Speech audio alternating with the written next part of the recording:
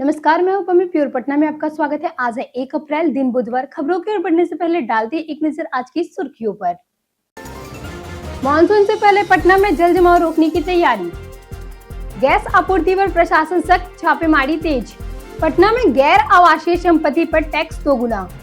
बिहार में उद्योगों को मिलेगा 1.24 लाख करोड़ रुपए का लोन। वैभव सूर्यवंशी की तूफानी पारी, आलोचकों का करारा जवाब। तो चलिए बढ़ते हैं आज की 25 अहम खबरों के विस्तार से। मानसून से पहले पटना में जल जमाव रोकने की तैयारी।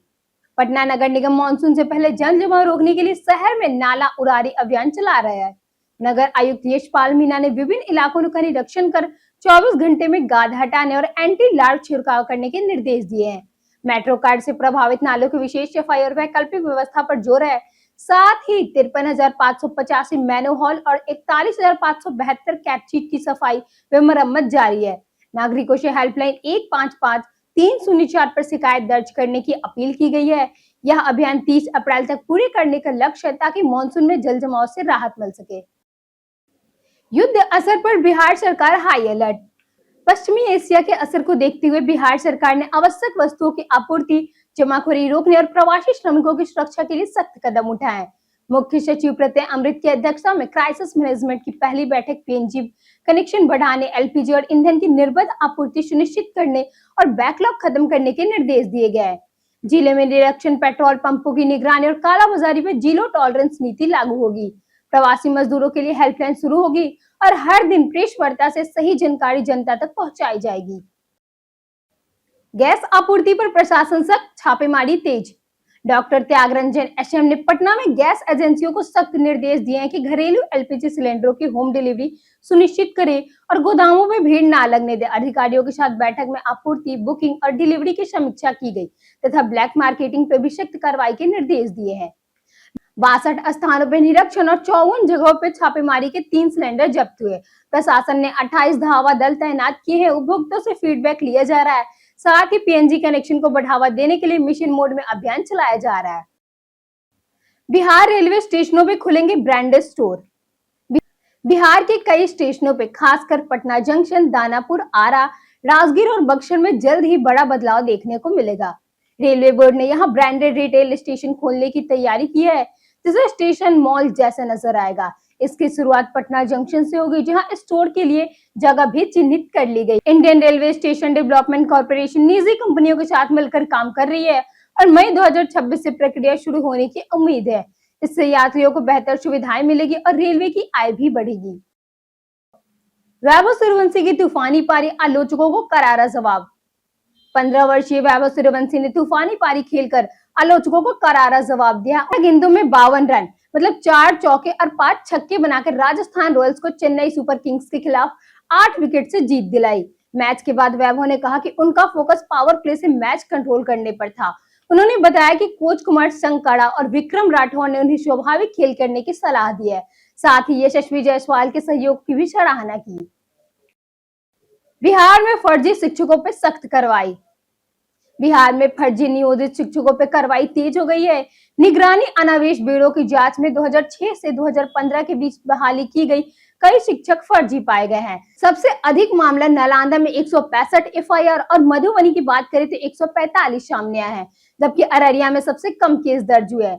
कुल 2,953 शिक्षकों को आरोपित बनाया गया है, जिनमें करीब 1400 करोड़ रुपए वेतन लिया। इनसे राशि वसूली के साथ नौकरी खत्म और जेल की कार्रवाई भी हो सकती है। जांच में फर्जी डिग्री, डुप्लीकेट सर्टिफिकेट और दूसरों के नाम या रोल नंबर का इस्तेमाल और गैर मान्यता प्राप्त संस्थानों से पढ़ाई जैसे मामले सामने आए हैं। पटना एयरपोर्ट रनवे विस्तार के लिए कमेटी गठित। पटना एयरपोर्ट के रनवे विस्तार के लिए केंद्र सरकार ने 20 सदस्यीय कमेटी गठित की है, जिसकी पहल बैठक अप्रैल में होगी। रनवे की लंबाई 2072.64 मीटर से बढ़ाकर 3657.64 मीटर की जाएगी। विस्तार के लिए पटना जू की लगभग 15 एकड़ जमीन की जरूरत पड़ेगी। कमेटी जमीन अधिग्रहण और पर्यावरण प्रभाव को आकलन करेगी। साथ ही सचिवालय के 49.5 मीटर से ऊंचे घाटकर को करीब 17.5 मीटर कम करने का प्रस्ताव है, ताकि विमानों को लैंडिंग अंतर्राष्ट्रीय मानकों के अनुरूप सुरक्षित ढंग से हो सके। पटना में गैर आवासीय संपत्ति टैक्स दोगुना। पटना नगर निगम ने 33 साल बाद गैर आवासीय संपत्ति पर प्रॉपर्टी टैक्स दोगुना कर दिया है। जो 1 अप्रैल यानी आज से लागू होगा। होटल, हेल्थ क्लब, जिम, निजी अस्पताल, बैंक और उद्योगों पर टैक्स दोगुना लगेगा, जबकि शोरूम, मॉल, रेस्टोरेंट, कोचिंग, निजी स्कूल और नर्सिंग होम पर 1.5 गुना टैक्स होगा। कुटीर उद्योग, छोटे दुकान और कुछ सरकारी कार्यालय पर बदलाव नहीं होगा। धार्मिक और सांस्कृतिक संस्थाओं को पूरी तरह छूट दी गई है। पूर्व डिप्टी मेयर विनय कुमार पप्पू ने इसे जन विरोधी और व्यापारी विरोधी कदम बताया। इसे छोटे व्यापारियों के लिए भारी बोझ करार दिया। आज से शुरू होगी बिहार में गेहूं की खरीद। बिहार में रबी विपणन मौसम 2026-27 के तहत गेहूं की सरकारी खरीद 1 अप्रैल यानी आज से 15 जून तक होगी। केंद्र सरकार द्वारा निर्धारित न्यूनतम समर्थन मूल्य 2585 प्रति क्विंटल तय किया गया है। खाद्य एवं उपभोक्ता संरक्षण विभाग ने सूचना जारी कर खरीद प्रक्रिया को पारदर्शी एवं समयबद्ध ढंग से संचालित करने के निर्देश दिए हैं। बिहार राज्य खाद्य एवं आर्सेनिक आपूर्ति निगम को नोडल एजेंसी बनाया गया है। पंचायत स्तर पर पैक्स और प्रखंड स्तर पर व्यापार मंडल किसानों से सीधे खरीद करेंगे, जबकि भारतीय खाद्य निगम भी चयनित क्षेत्रों में खरीदारी करेगा। नियोजित शिक्षक बहाली घोटाले में जांच तेज। बिहार में 2006 से 2015 के बीच हुए नियोजित शिक्षक बहाली में बड़े फर्जीवाड़ का खुलासा हुआ है। निगरानी जांच में अब तक 17,048 एफआईआर दर्ज कर 2,953 शिक्षकों को आरोपित बनाया गया है। फर्जी डिग्री, डुप्लीकेट प्रमाण पत्र और गलत पहचान पत्र से नौकरी पाने के मामले सामने आए हैं। इन शिक्षकों ने करीब 1400 करोड़ रुपए वेतन लिया, जिसकी वसूली की तैयारी है। दोषी पाए जाने पर नौकरी खत्म कर जेल भेजा जाएगा। नालंदा में सबसे ज्यादा और अररिया में सबसे कम मामले दर्ज हुए। पटना हाईकोर्ट के आदेश पर 8 लाख प्रमाण पत्रों की जांच जारी है। जानिए आज कैसा रहेगा पटना के मौसम का मिजाज। पटना में मौसम गर्म और शुष्क रहने की संभावना है। दिन के समय तेज धूप के कारण तापमान अधिक रहेगा और दोपहर में गर्मी काफी बढ़ सकती है। अधिकतम तापमान ऊंचे स्तर पर रहने का अनुमान है, जबकि न्यूनतम तापमान भी अपेक्षाकृत गर्म रहेगा। आसमान साफ रहने से बारिश या बादल की संभावना नहीं है। लोगों को दोपहर में धूप से बचने, पर्याप्त पानी पीने और हल्के कपड़े पहनने की सलाह दी जाती है। कुल मिला के बात करें तो दिन भर गर्म और शुष्क मौसम बना रहेगा, जिससे गर्मी का मौसम स्पष्ट रूप से महसूस होगा। गैस संकट के बीच तेजी से बढ़े पीएनजी कनेक्शन। पटना में रसोई गैस संकट से राहत के लिए पीएनजी कनेक्शन तेजी से दिए जा रहे हैं। पिछले 15 दिनों में करीब 30,000 घरों में पाइप गैस पहुंची, जबकि 8,000 लोगों ने भी आवेदन किया। राज्य में पीएनजी उपभोक्ता 3 लाख के पार हो चुके हैं। 50 से अधिक इलाकों में पाइपलाइन बिछ चुकी है। जहां लाइन पहुंची है, वहां कनेक्शन अनिवार्य कर दिया गया है। इसी करीब 1 लाख एलपीजी उपभोक्ताओं की रसोई बदलेगी। 24 घंटे गैस आपूर्ति मिलेगी और सिलेंडरों की परेशानी खत्म होगी। आवेदन ऑनलाइन, ऑफलाइन या हेल्पलाइन नंबर के जरिए किया जा सकता है। बिजली सुधार अभियान से सप्लाई होगी पूरी तरह स्मार्ट। राजधानी में बिजली ट्रिपिंग, लो वोल्टेज और केबल में आग की समस्या से निपटने के लिए बिजली कंपनी डिस्ट्रीब्यूशन ट्रांसफार्मर को स्मार्ट बनाने का अभियान शुरू किया है। पेशी क्षेत्र में 9,216 ट्रांसफार्मर को स्मार्ट मीटर लगाए जा रहे हैं और 7.5 लाख उपभोक्ताओं को डिजिटल टैगिंग की जा रही है। अब तक 17,066 ट्रांसफर कवर हो चुके हैं।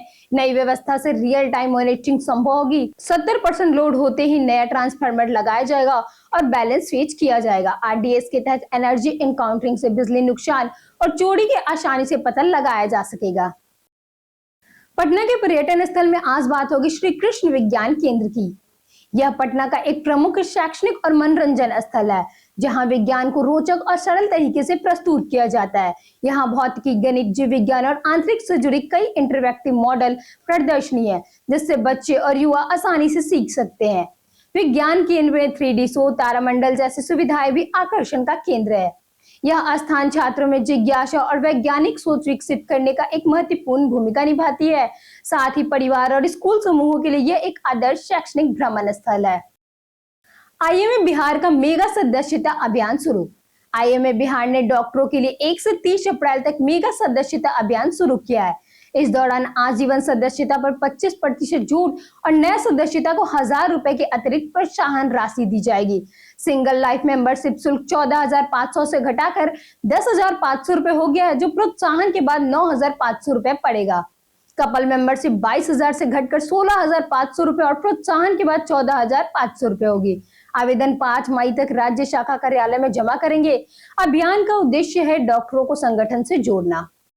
बीते दिन हमारे द्वारा पूछे गए सवालों का जवाब आप लोगों में से बेहद लोगों ने हमारे कमेंट सेक्शन में लिख कर दिया है। जिन्होंने हमारे द्वारा पूछे गए सवालों का जवाब दिए हैं, उनके नाम है संजीव कुमार, अमरजीत कुमार, राकेश मिश्रा, प्रदीप कुमार, राजीव कुमार और रोशन कुमार।